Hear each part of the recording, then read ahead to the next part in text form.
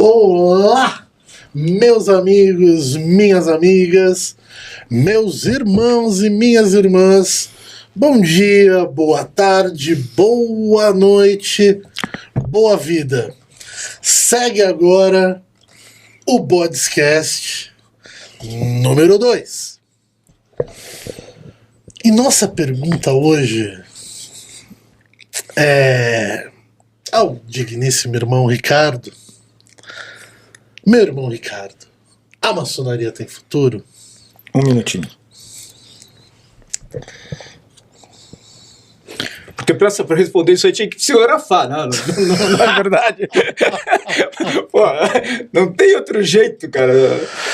Bom, vamos lá. A maçonaria tem futuro? Tem. Claro que tem. Aliás, a raça humana, a humanidade, ela tem como principal ação no meio ambiente, no planeta e tudo mais, que é a questão da adaptabilidade. Então, as pessoas se adaptam a N condições. Inclusive, é por isso que nós sobrevivemos. Os dinossauros, por exemplo, não se adaptaram ao mundo gelado, né? Sim. E eles acabaram extintos, né? Então, quem não se adapta, acaba extinto. Se a maçonaria tem futuro, depende dela mesma. Ela tem que se adaptar aos novos tempos, aos novos conceitos, às novas formas de comunicação, às novas maneiras da sociedade, os novos costumes da sociedade. Os costumes tradicionais, antigos, passados, já não têm mais valor, já não estão mais presentes entre nós. A nova geração, ela quer coisas efetivamente disruptivas.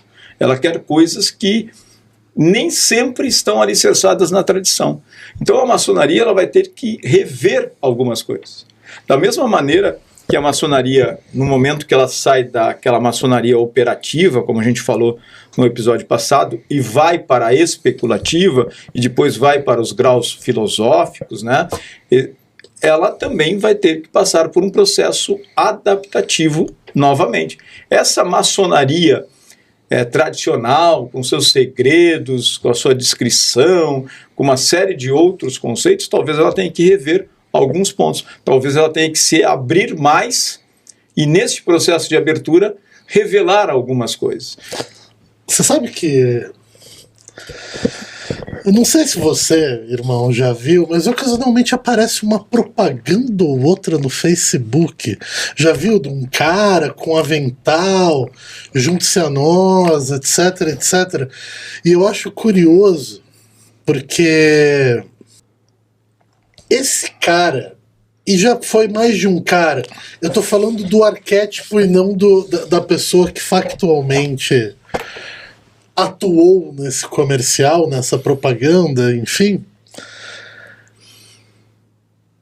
Ele parece um produto que ninguém quer ser.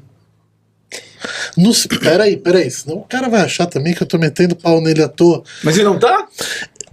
Em termos, porque na verdade o que ele passa não é ele, o João, o José, o Manuel que tá lá. Ele tá retratando a instituição na maneira de falar, na indumentária, no convite. E é um convite que ninguém quer. É um convite que ninguém quer aceitar exatamente porque parece distante de quem as pessoas são no dia de hoje. Pois é. Olha só, quando você vê aquela figura, né, com as suas polainas, com os seus colares, com os seus broches, medalhas e aventais, né, luvas, enfim, né, vendendo uma ideia, o que ele está mostrando ali naquele momento? Né? Ele está querendo mostrar aquilo que a maçonaria jamais deveria mostrar, a vaidade. Então ele está mostrando o quê? Que ele é importante porque ele tem colares, tem medalhas, tem coisas, né? E, no fundo, né, já dizia o pregador, tudo é vaidade, né? Vaidade de vaidades, né? Então, assim, as pessoas, elas enxergam, e aí, na verdade, esses caras, que na grande maioria são das chamadas lojas espúrias, a gente falou sobre legalidade, legitimidade, Sim. regularidade e reconhecimento. As chamadas lojas espúrias não tem nada disso, são um negócio, onde o cara vai lá e paga 10 mil, 15 mil reais por uma iniciação. E chegam a ser iniciados nessas lojas espúrias para pessoas que acham que ser maçom é ter um status e não sabem da questão do sacrifício, que a gente já falou lá atrás também. Então, elas pagam por uma promessa que um dia serão ricas, serão milionárias, farão parte da elite que comanda o Brasil, farão... Cara, sem nexo total, né? Então essa indumentária toda, essa roupa toda, essa mística toda que se dá nisso aí, se tornou um produto, né? Um produto que vem de vaidade. Mas, cara, é um produto que não é atraente, parece um logo de uma empresa dos anos 60, que ainda não foi atualizado.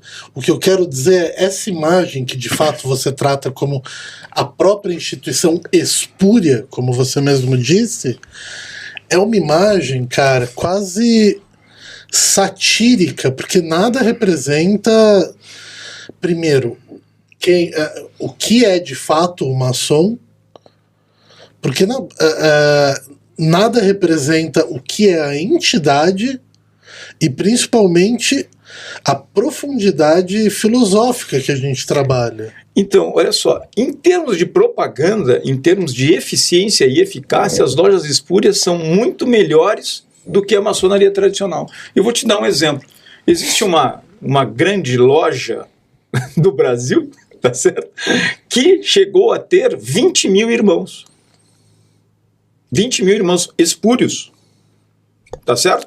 E pagando uma mensalidade de R$250 todos os meses nessa loja. E uma iniciação barata, quando se dava desconto, de R$3.500.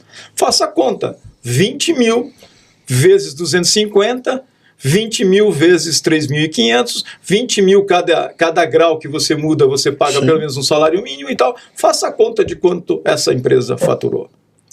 É uma empresa, não é uma instituição maçônica, tá certo? É um negócio. E como acontece? Normalmente se cria esses movimentos espúrios. Normalmente como nasce de maçons que são regulares, maçons que são tradicionais, que enxergam a instituição como algo arcaico, que já não funciona, e querem fundar algo diferente. Só que fazem o quê? Exatamente igual à maçonaria tradicional, porém recebem por isso. Tá certo? Enquanto eu pago para frequentar a maçonaria, esses caras ganham dinheiro com isso. E aí eles montam lojas, né, essa chamada grande loja do Brasil, por exemplo, Sim. que chegou a ter esse número expressivo, dá entrevistas aí em programas de TV, de rádio, de televisão, né, tem o seu canal de podcast, e é um business, cara, é um negócio, tá certo? Aliás, como muita gente acredita que a maçonaria é um negócio, mas a maçonaria, ela está além disso, a maçonaria é verdadeira, né? Mas não... A minha impressão é que não dá nem para chamar de negócio, porque você não está vendendo nada. Mas vamos lá, o carrinho que está aberto há 2024 anos, chamado Igreja Cristã, é um carrinho que vende o quê? O que entrega de verdade? Desculpa aí os cristãos, mas não entrega absolutamente nada. Né? Entrega o quê? Se você der certo na vida é porque Deus quis. Se você der errado é porque Deus está te castigando. Mas, cara, Peraí, vamos ser sinceros nesse aspecto. Né? Entendo, mas eu entendo que, por exemplo, uma Assembleia de Deus, ou uma igreja católica, qualquer do universo cristão, sendo real ou não, vai ter um espaço físico, vai ter pessoas frequentando, vai ter a liturgia e o ritual tradicional daquele lugar. E você acha que as lojas espúrias não têm tudo isso? Claro que tem, melhor até que às vezes que as tradicionais. Fazem a ritualística melhor, trabalham melhor, fazem ações mais fortes. Tá, eu estou te dizendo porque eu era dessa instituição. Eu fui, antes de ser regular, eu fui espúrio, tá certo? E essa instituição eu aprendi muito mais sobre maçonaria numa instituição espúria do que nas próprias maçonarias regulares que eu participei. Então, assim, ela entrega sim, porque ela segue um ritual, ela tem um rito, tá certo? Mas ela é um caça-níquel. Alguém está enriquecendo com aquilo. Diferente, por exemplo, da maçonaria tradicional, que você tem lá o fundo de benemerência da instituição, que se acontecer qualquer coisa com algum irmão, se não me falha a memória, agora recebe, acho que R$80 mil a família para fazer pelo menos o enterro do irmão, tá certo? Essas instituições aí, nem isso tem. Elas não têm nem sequer um seguro de vida para os seus irmãos, entende? Só que vendem algo como se fosse, digamos assim, que é uma maçonaria muito parecida com a maçonaria tradicional, só que não é maçonaria reconhecida e regular, tá certo? Aquilo que a gente já falou no episódio passado, né? Que acontece com as mulheres também. Não é só as mulheres que são espúrias, tá? Tem a maçonaria masculina espúria também, entendeu? E assim, quando eu saí, só para você ter uma ideia... Desculpa até a pergunta, desculpa te cortar, mas eles vendem que eles vão em algum momento se filiar a alguma das... ou a maçonaria inglesa, ou a maçonaria francesa. Em algum momento eles falam sobre o fato de não ter uma carta constitucional? O que se fala sobre isso? Em todos os momentos se fala sobre isso e em todos os momentos existe a promessa do paraíso. Tá certo? A promessa do paraíso é o quê? É você se filiar à GLUI e ser reconhecido, assim como o Grande Oriente do Brasil assim como a Comab assim como a Confederação da Maçonaria Simbólica do Brasil tá certo? Então, existe aí, né, porque só esses três são regulares efetivamente, mas existe uma promessa. É mais ou menos a promessa do paraíso que as igrejas vendem. Quando você morrer, você vai para o paraíso. Até agora, me parece que só Jesus foi lá e voltou para contar que esteve lá, né? E poucas, vamos lá, estou falando do cristianismo, claro que o espiritismo tem outras vertentes e tal para explicar isso, mas assim, eu não estou falando, né, mas é uma promessa que quase nunca se concretiza, tá certo? Eu, quando saí do GLOB, que chama essa instituição, a qual eu fazia parte, no momento que eu publiquei no grupo do Facebook, porque tem um grupo do Facebook lá, que eu estava saindo, me acompanharam nesse momento 179 irmãos.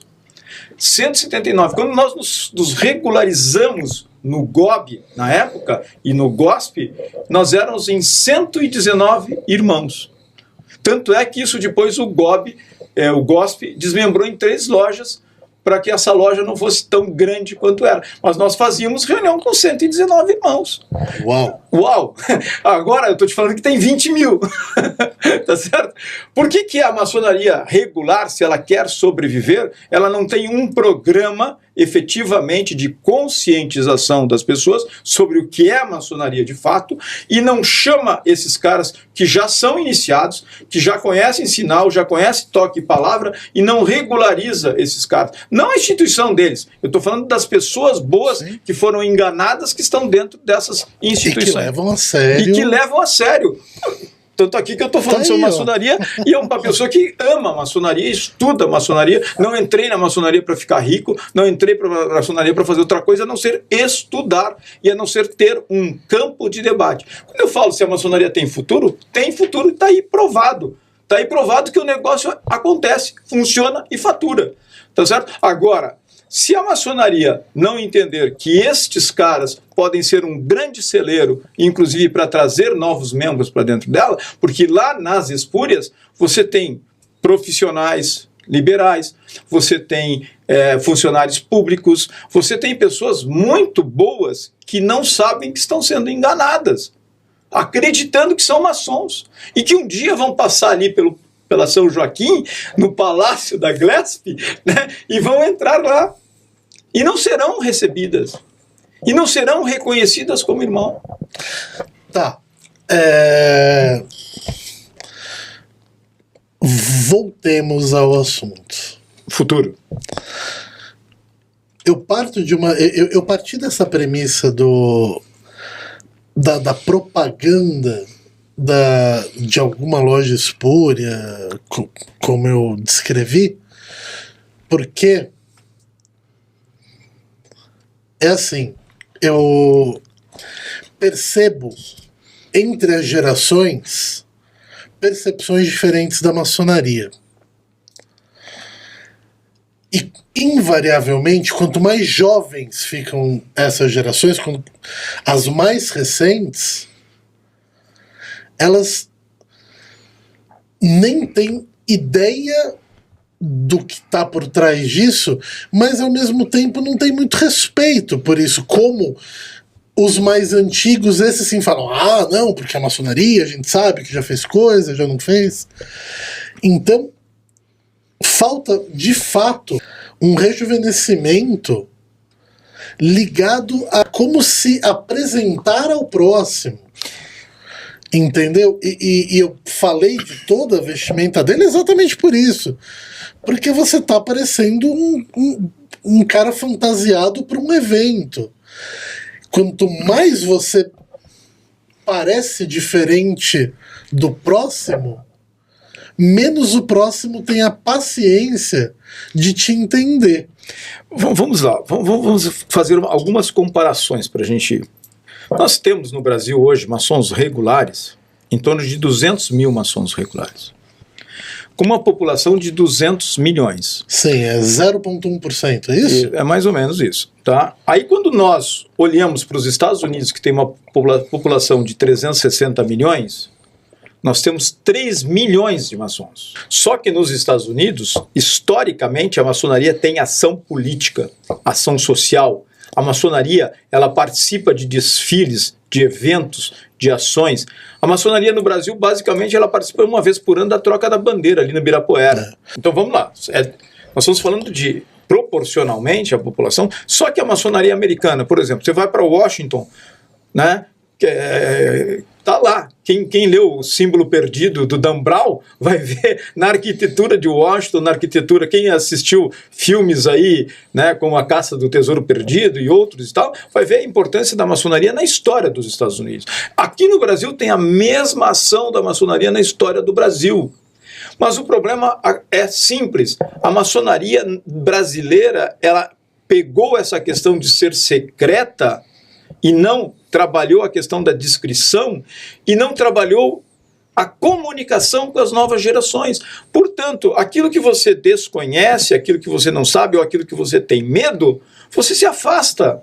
Ninguém quer ser maçom se eu tenho medo. Se eu tenho medo de... Eu não sei o que acontece dentro da loja. Né? E aí, dentro da loja, o que acontece dentro da loja? Acontece que você fica discutindo ritual e ritualística o tempo inteiro, ou problema administrativo, porque a gente vive num país de terceiro mundo, que a grande maioria dos irmãos, perdão da palavra, está com problema financeiro, está literalmente ferrado, né? E não tem dinheiro muitas vezes para fazer o que precisa, tá certo? E aí você fica em cima desta situação. Então, nós temos que olhar para a coisa de uma outra maneira, nós temos que desmistificar isso. Nós temos que falar o seguinte, assim, ó, gente, a maçonaria no Brasil não é diferente do povo brasileiro. A maçonaria no Brasil ela é importante, sim, porque ela participou de muitos movimentos históricos. Só que hoje ela saiu dessa sincronia. Ela não está sincronizada com aquilo que está acontecendo no nosso país. Não está sincronizada com aquilo que...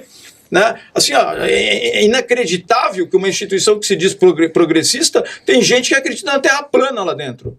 Né? Os terraplanistas da vida, né?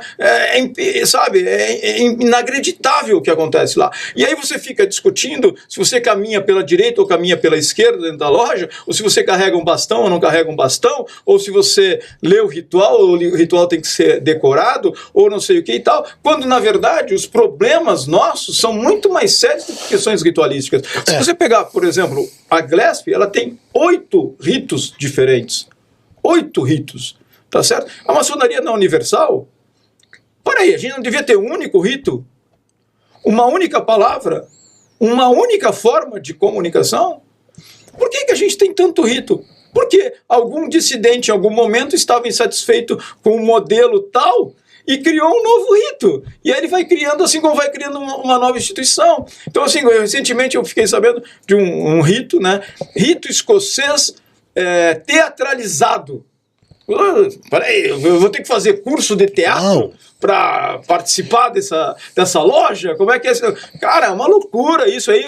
Um outro inventa lá, agora não é mais rito escocês, agora é o rito dinamarquês da lua crescente, né? E aí escreve lá um ritual que basicamente é a mesma coisa, muda um outro negócio e pau! Entende? E por quê? Porque ele quer deixar o legado e vai ter meia dúzia de irmãos lá na frente contando a história dele como o grande cara que transformou. Então, cara, não é isso. Enquanto a gente não focar na transformação social, só para concluir, não focar na transformação social, que é o nosso principal objetivo, a gente vai ficar aí discutindo ritual. É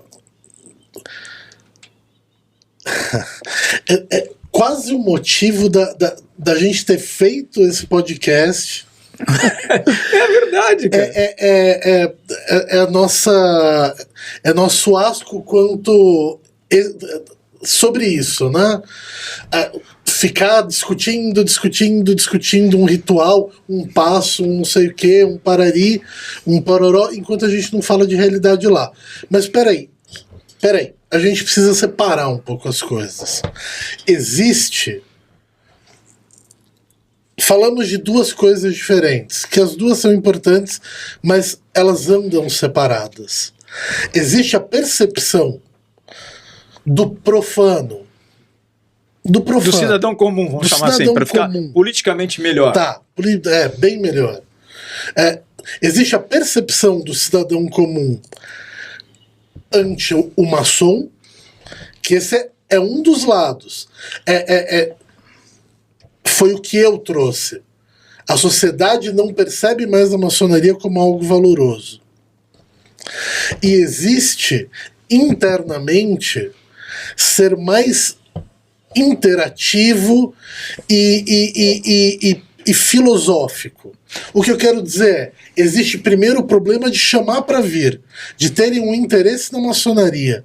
O segundo problema é, uma vez que você iniciou esse sujeito, e esse sujeito começou a pertencer à loja, essa loja precisa ser interessante o suficiente para manter esse cara dentro do processo que ele tem para fazer. Eu vou te dar um exemplo de como as coisas acontecem de forma descasada, tá?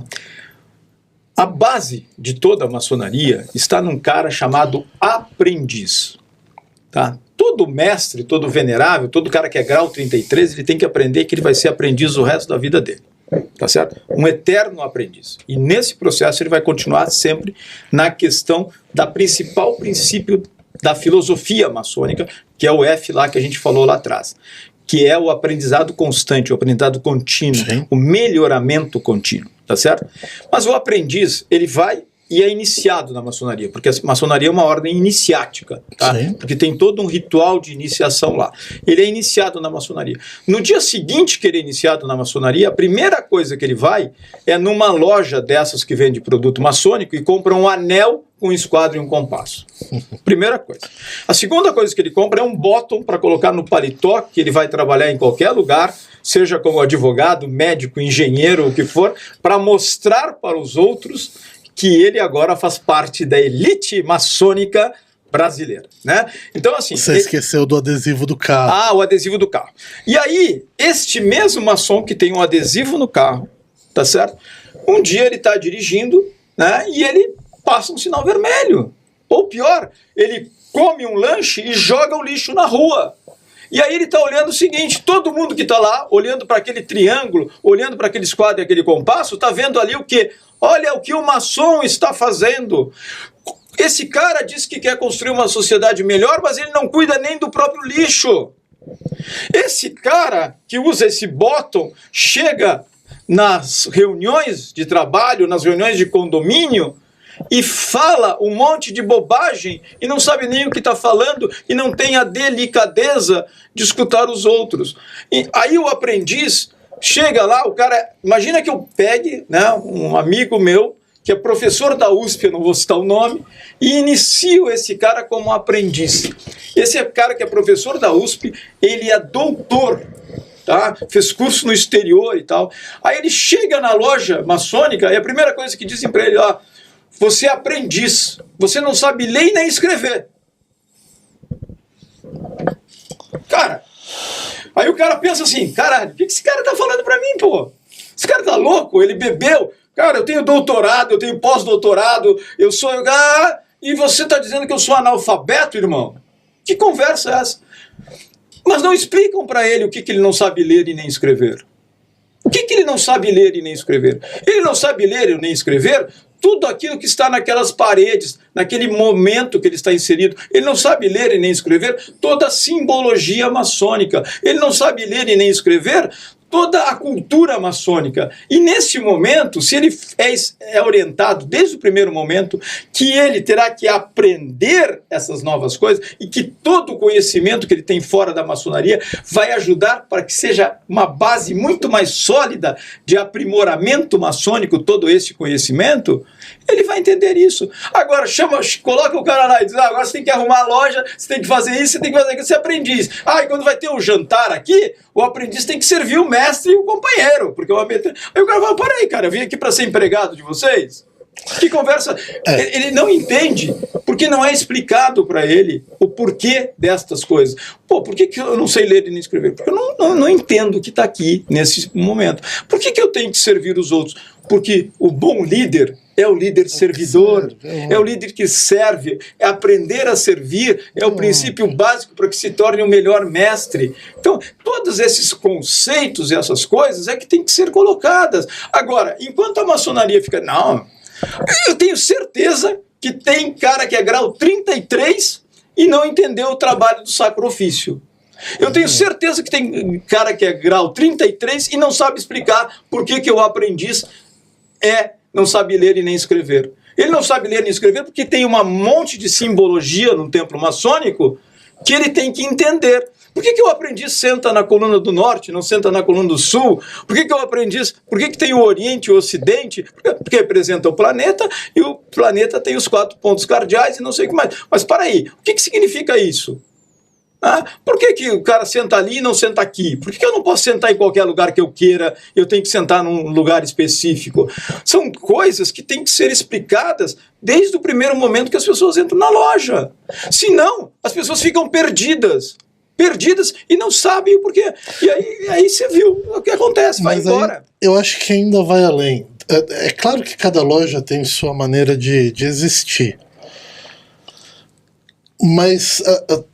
existe um formato padrão, né, de toda a ritualística das lojas, a qual é óbvio, é um segredo, a gente não pode falar exatamente como é que funciona. A gente está falando aqui en passant, né? Exato. Mas, e sem tentar quebrar nenhuma regra aqui, eu digo, nesse formato é muito comum ter algum trabalho para ser apresentado. Eu acho que isso a gente pode falar. Claro, com certeza. Né? Uma prancha até a ser porque é o seguinte, vamos lá, de novo a maçonaria, os 3 Fs, né? Filosofia, filantropia e fraternidade. A filosofia requer estudos. Exato. E estudos precisam de trabalhos sendo apresentados. Exato. Então, vamos lá. A gente tem isso. Isso acontece, né? Isso acontece quase toda sessão. Certo. Né? Só que, na minha percepção, falta, dentro da ritualística, caber tranquilamente um espaço para atualidades. Relacionar a maçonaria com atualidades, entendeu? É porque o maçom não sabe usar o tempo que ele tem dentro de loja. Começa pelo próprio maçom. É simples. Existe um momento lá, na sessão, que se diz assim, se alguém tem algo a dizer para o bem da maçonaria e da sociedade em geral, que se manifeste agora. Aí o cara levanta para falar, eu queria parabenizar o irmão que veio nos visitar. Coisa que não é ele que tem que parabenizar ninguém, porque tem alguém Sim, que faz isso, que tem um responsável específica para isso. Aí ele fica elogiando, jogando confete, e toda a sessão vira um carnaval. É um monte de negro jogando confete em cima de si mesmo. Entende? Ao invés de levantar ali, ele tem 3 minutos, segundo a Constituição, para falar algo útil para a maçonaria. Útil para a sociedade, útil para a loja, mas não, ele fica se vangloriando de algo que não existe. Então ele é o rei do papel. Mas, por exemplo, você acha que esse seria esse momento? Não, exatamente, é nesse momento que você tem que colocar o seguinte, o problema da atualidade está aqui. E aí o venerável, na sua sabedoria, porque ele que coordena, né, a loja, ele que tal, ele diz, se é um assunto realmente interessante, ele pode simplesmente fazer o seguinte, colocar a loja em descanso, em família, tá certo? Em descanso, em família, como queira, depende do rito, né? E as pessoas até debaterem aquele assunto. Só que é o seguinte, existe assim, ó, uma preocupação na loja, que é uma coisa muito interessante. 8 horas para começar, 10 horas para terminar.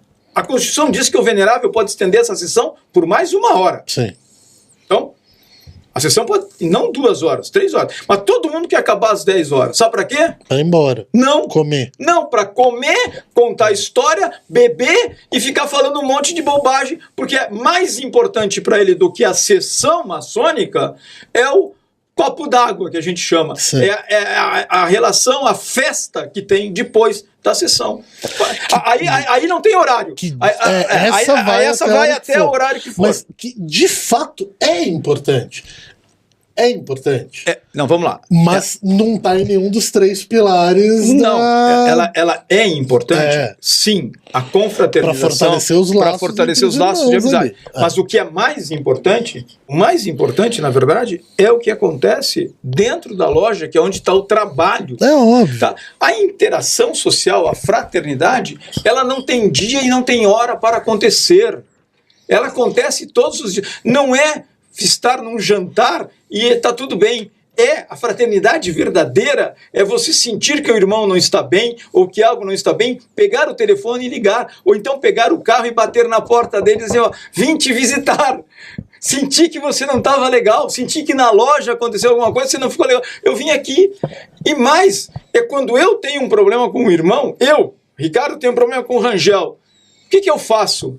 Eu não tenho que ficar fofocando pro outro, falando do irmão. Tem que ir lá e sentar com o irmão e conversar. Pô, irmão, nós estamos juntos, nós somos iguais. Eu não quero fazer sombra para você e não quero que você faça sombra para mim. Nós acreditamos nas mesmas coisas. Vamos trabalhar juntos.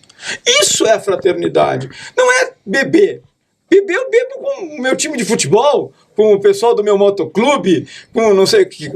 Nesse caso, o pessoal do meu motoclube também é maçom, né? Então, a fraternidade se dá lá, né? Não, e aí é outro propósito, né? Vamos lá. Você propôs. Para você, amiguinho maçom, você sabe de que momento estamos falando aqui. Mas eu proponho que a gente tenha liberdade de, no tempo, não ao final da sessão, como é esse momento que você propôs, de realmente parar, ou mesmo sem muita teorização, poder ligar para o venerável mestre e falar, olha, tá acontecendo essa guerra em tal país. Cara, eu estudo muito isso. Quer que eu leve Vou te dar um exemplo da minha loja, tá? Da minha loja, né? O meu venerável chama-se Rubens Casado, tá certo? E antes dele era o Paulo, né? E antes dele ser casado, ele era Rubens? Rubens solteiro. Muito bem. Não, mas vamos lá. Não era solteiro não, porque foi o sobrenome dele. Mas lá na nossa loja, o que a gente faz? Eu, por exemplo, gravei, inclusive a pedido dos irmãos, um vídeo que está no meu canal do YouTube, chamado Nova Ordem Mundial. Tá certo? E lá tem um trabalho que eu fiz para a minha loja. Aliás, muitas das coisas que eu uso no Anarquismo Empreendedor, que é o canal que eu tenho lá, são coisas tiradas dos estudos que eu fiz em loja. Tá certo? Só que tem uma coisa importante. O mestre maçom, que tem toda uma simbologia importante na sua elevação, na sua exaltação, né, no processo e tal, a grande maioria dos mestres maçons estão mortos e não sabem. Porque eles chegam ao grau de mestre, nunca mais eles fazem um trabalho, nunca mais apresentam, nunca mais se posicionam, só se posicionam para falar de coisas administrativas da loja ou questões de ritualística. Não fazem um trabalho sequer. Eu lembro que eu pensava isso, por exemplo, desculpa, acho que te cortei, mas é bem isso. Um irmão aprendiz que entra na loja nunca vai conseguir ver o trabalho de um irmão mestre, a não ser que ele faça um trabalho que seja para todos ouvirem. Sim. Porque, entenda, um irmão aprendiz não pode ouvir um trabalho sobre o companheiro ou sobre o mestre porque ele está no processo. Ele nunca vai poder ouvir nada além de até onde ele está. Inclusive, a lição determinada que ele está. Se ele está na terceira prancha de aprendiz, ele não pode ouvir um trabalho da quarta prancha. Enfim, Bom, tendo dito isso, eu fico pensando, pô, esses caras aí, eu apresentei nhoentos trabalhos para eles durante todo, desde o meu início como aprendiz até eu virar mestre, e eu nunca vou ver um trabalho desses caras. Eu nunca vou ver eles desenvolvendo sobre alguma então coisa. você está convidado aí na minha loja, porque lá na minha loja fazem isso. Fazem. E a gente tem, tanto é que eu estou te falando, eu apresentei um trabalho que está no YouTube chamado Nova Ordem Mundial. Porque ali eu mostro para a maçonaria, né, o conceito, e para os meus irmãos de loja, todo o conceito a respeito da nova ordem mundial. Então, o movimento feminista, a globalização, né, todos os processos que estão lá. Então, eu, enquanto mestre, faço esse trabalho. Já fiz trabalhos, por exemplo, sobre a influência do judaísmo na maçonaria. Por que tem a letra Iod lá no tal? Então, são trabalhos assim de mestre. Aí, o grande ponto é o seguinte: a iniciativa tem que partir de quem?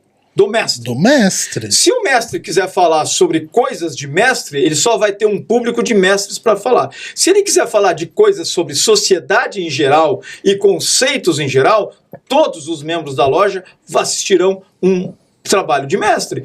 Todos os membros da loja participarão das ideias daquele mestre. Por exemplo, a minha loja tem 20 irmãos. O único cara que é de esquerda, declaradamente, sou eu. Ah, e tem mais um lá que agora se descobriu de esquerda, porque quando eu fiz o trabalho eu falei que era anarquista, e dentro do anarquismo o cara entendeu. Porque esquerdismo pega. Você claro. chegou perto dele e o cara foi intoxicado com... O meu avô falava o seguinte: cuidado com quem você convive, porque a convivência você pega até perna quebrada, né? Tá vendo como é que é o negócio? Então é isso, cara. Só que assim, se você, como mestre maçom, não fizer uma autorreflexão, dizendo assim, peraí, qual é que é o meu papel aqui enquanto mestre? O que eu estou fazendo aqui? O que eu venho para a loja? Para assistir os outros fazerem trabalho? Assistir o aprendiz e o companheiro fazer trabalho? Assistir o outro mestre fazer trabalho? E eu sou o quê? Sou um inútil? Porque mestre inútil que só vai lá ocupar cadeira e dar parpite no trabalho dos outros e dar opinião, é o que mais tem nas lojas. É o seguinte, quando eu faço um trabalho, o cara diz assim, eu não concordo com o seu trabalho. Aí eu sou radical. Faça um trabalho provando que eu estou errado. E apresente. É assim que tem que ser. Você quer ser maçom de verdade, irmão? É essa a situação. Se posicione. Tenha posicionamento. Mas você é muito radical. Não, não sou radical. Conteste-me através de pesquisa, através de informação. Porque se você trouxer a pesquisa, a informação, num trabalho que eu já apresentei, que você sabe as minhas ideias e você pode questioná-las, com certeza eu, enquanto mestre e que fiz o primeiro trabalho, estarei aprendendo. Claro. Entende? É assim que tem que funcionar. Mas não, os caras querem dar opinião sobre o trabalho. Ninguém quer opinião sobre trabalho. Não é opinião. Não estou lá para debater os meus posicionamentos. Eu estou lá para aprender. E só se aprende quando há consistência. Então, assim, quando o cara fala de alguma coisa para mim, diz assim, eu acho isso, eu já digo, irmão, não ache nada. Porque se você achou, é porque alguém perdeu. Ou você tem certeza de alguma coisa, ou não fala, irmão. É simples assim, cara. Não acha nada, cara. Se você achar... É a história do bode. Se você vê um bode em cima de uma árvore, cara, ou uma tartaruga em cima de uma árvore, é porque alguém colocou lá, porra. Tartaruga não sobe em árvore, irmão. Cara, não, é verdade, pô. Assim, os caras você é assim porque você é anarquista. Não, eu sou assim porque eu sou maçom. Eu não sou anarquista.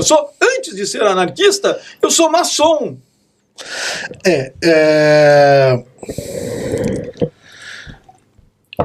Ok. Voltemos ao futuro. Mais uma vez. Voltemos ao futuro, olha que coisa doida. Vamos fazer um filme sobre isso. Não, peraí, já fizeram esse filme. Gente, não, a gente já passou por duas análises básicas aqui desse projeto futuro. Projeto Maçonaria 2025. Vamos lá. O primeiro deles é ser mais atraente ao novo público, mostrando o porquê que você existe. Simples, mostrando para que você veio. A nova geração... Mostrando a tua humanidade. Sendo menos instituição e mais humano. Simples. A nova geração, a geração alfa, ela tem uma preocupação. Recuperar o nosso planeta. Para recuperar o nosso planeta, ela tem que ter um trabalho de educação e de conscientização na sociedade. Tem melhor caminho do que a maçonaria para ser o veículo para isso? Não. Pronto. Beleza. Chegamos aí. Falamos da parte de como trazer mais gente para esse barco, porque esse barco vai caminhar melhor quanto mais pessoas tiverem.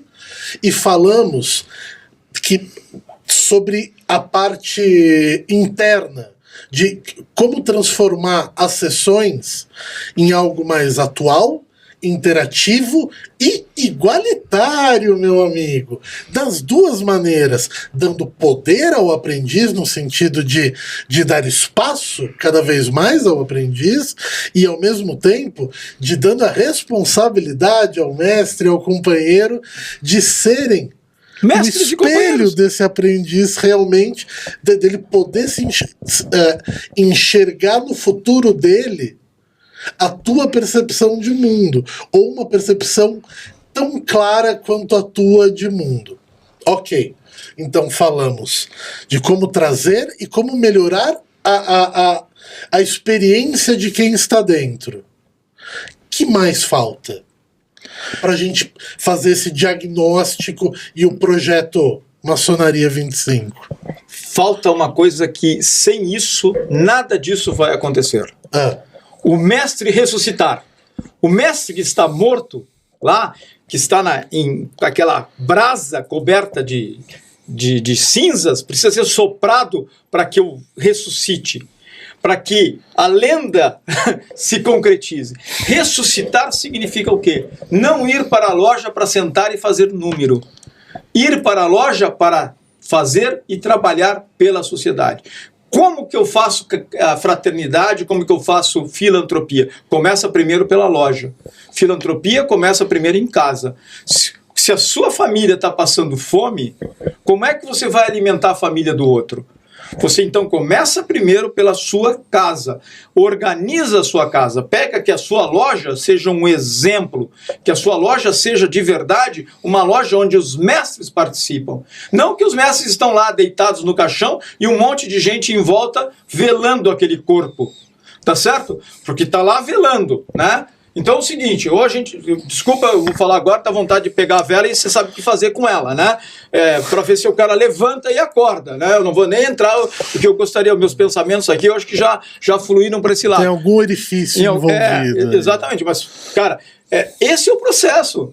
Se o mestre, que é o cara que atingiu o grau máximo na maçonaria especulativa, o grau 3, ele não acordar, ele vai passar a vida inteira falando uma frase que eu odeio, que a frase é o seguinte: a maçonaria é perfeita, mas os homens que acompanham são imperfeitos. Caralho, a maçonaria é feita de homens, irmão. Sabe, é que nem o cara falou pra mim esses dias. O ser humano é terrível, o cara me falou. Eu digo, cara, muito prazer. De que planeta você é, irmão? De que raça você é? Você não é ser humano, cara? Você é o quê? Você é um alien, você é marciano, você é o quê? Que espécie? Não. Você não é nem humanoide, você deve ser uma coisa assim de outro planeta, velho. Porque assim, ó, é muito fácil transferir a responsabilidade para os outros, cara. Mas o que eu tô fazendo? Eu, mestre maçom, como eu estou trabalhando na minha loja? O que eu estou fazendo para a sociedade? Eu sou um cara honesto, eu pago meus impostos. Conversa fiada. Conversa pra boi de dormir, hipócrita do cacete. Não é isso que a maçonaria precisa. A maçonaria precisa de gente que arregace as mangas e vá lá fazer o trabalho de verdade, fazer o sacro ofício que a gente tanto tem falado, é apresentar trabalhos. Tem gente que lá fala, eu já fui 4 vezes venerável, eu sou grau 33. Primeiro que grau 33, na minha loja especulativa, sabe quanto vale?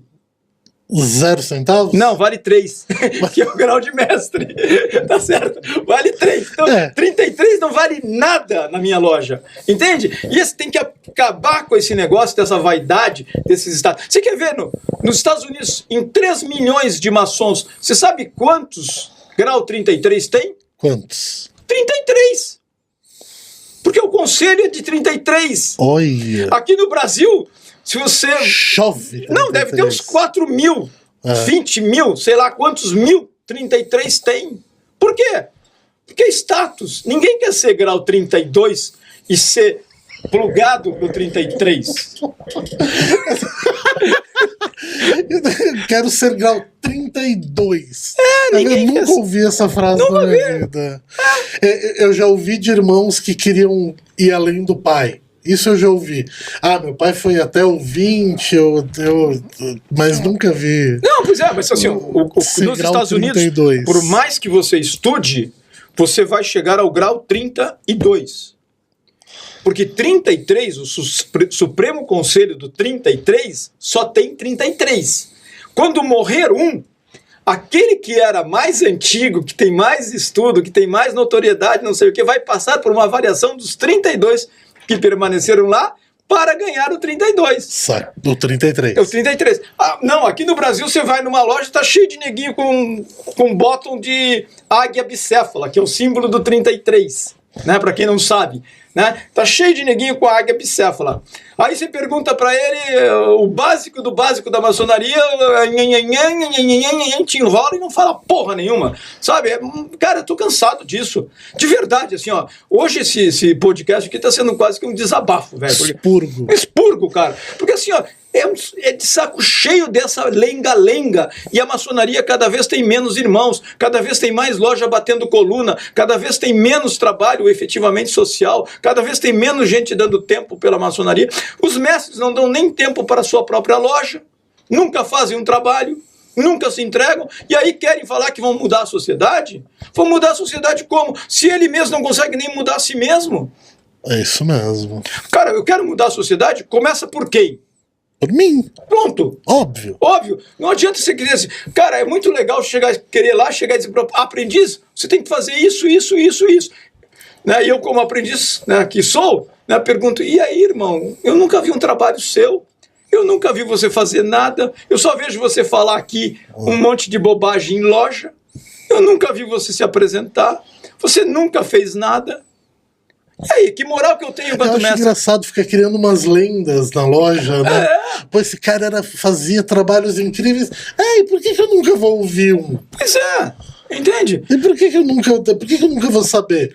Eu sou obrigado a confiar que você tá falando que era um cara que escrevia bons trabalhos. Mas, cara, um país que elege o mito, né? O mito é uma mitologia, é algo que não existe, né? E aí os caras têm orgulho de falar que o mito existe. Cara, não existe mito, velho. Mito é algo, uma lenda criada sobre algo, né? E quem já leu Joseph Campbell, né, A Jornada do Herói, vai ver que o mito mesmo é você. É você no processo de transformação, na sua caminhada da jornada do herói. É Ulisses.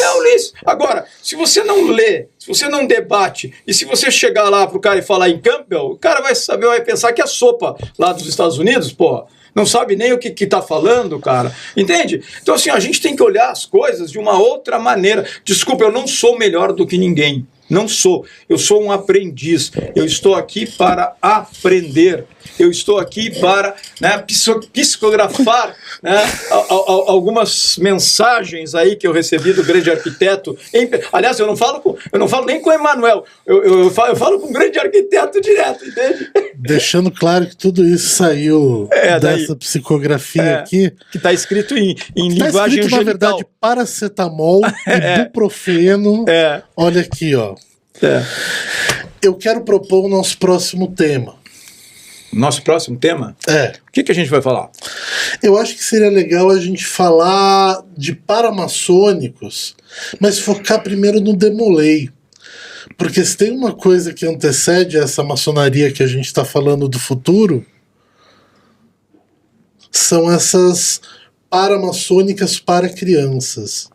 Não, mas vamos falar não só dos demolês, vamos falar também das atividades para as meninas, tá? Sim, sim. Então vamos falar de paramaçônicos de uma maneira geral, mas né?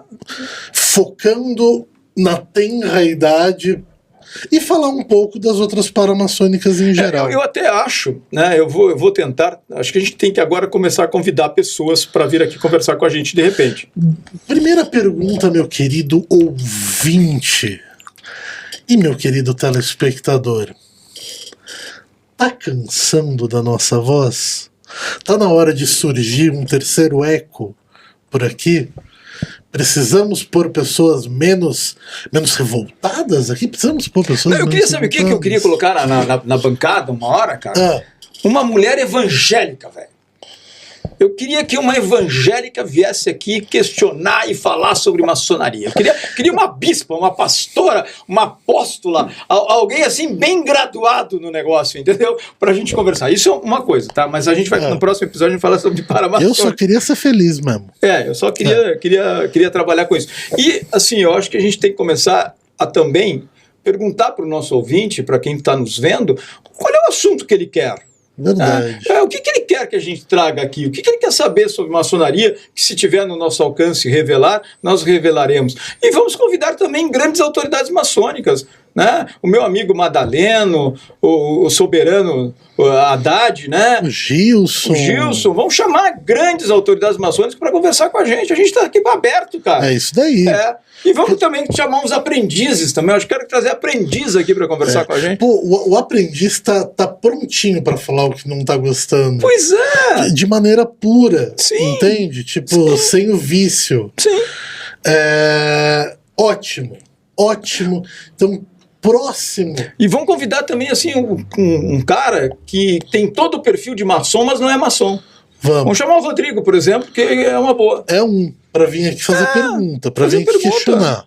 Então, meus queridos, fica aí, nosso próximo tema são as paramaçônicas, de maneira com que a gente vai integrar esse tema, né, de portas paralelas para a maçonaria com a maçonaria do futuro, que é o que a gente está falando.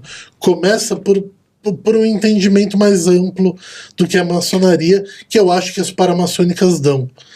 Eu vou tentar trazer um demolei na semana que vem. É mesmo? Vou tentar. Demolou para trazer. Demolou. Fechou? Gente, fiquem com Deus. Eu sou o Rangel. Esse é Ricardo Barcelos.